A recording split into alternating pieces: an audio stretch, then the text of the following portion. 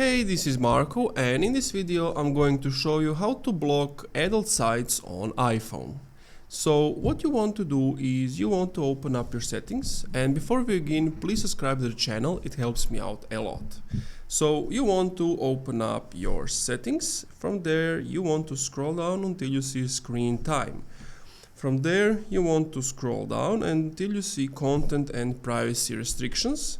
You would click on that and you need to enable it, enter the password, and now once you have enabled it, you need to click on content restrictions, and from here you can see that you can allow or disallow different things. But if you go to web content, you can click on limit adult websites, and if you go to allowed websites, you can also add them here, add more websites, but the safest option is just go with the limit adult websites, and you can always allow or never allow some other websites that maybe this filter won't recognize. And that's pretty much it. Thank you for watching this video. If you enjoyed, leave a like, comment, subscribe.